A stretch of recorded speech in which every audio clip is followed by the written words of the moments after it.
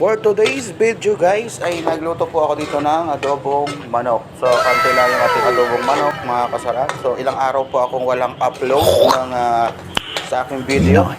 Siguro may 3 araw akong hindi nakakapag-upload kasi busy tayo mga kasarap. So yun, nagpapoy ako dyan mga kasarap sa aking may waging kalan.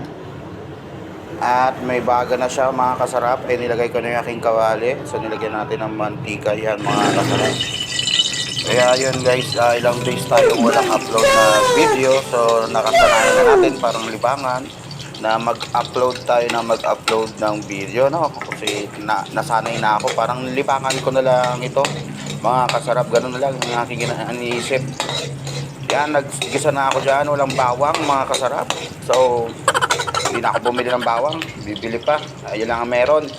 So nilagay natin yung ating ilang perasong manok dyan mga kasarap, and ay bigay lang sa atin yan ng mabait na ating followers.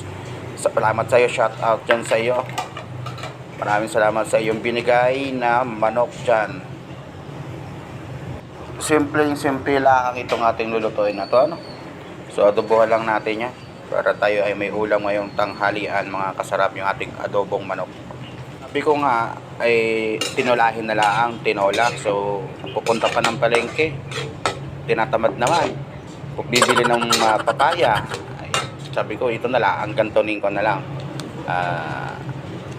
Adobo na lang ito mga kasarap sa tinola. Ayan guys, nilagyan natin ng pampalasa yan mga kasarap.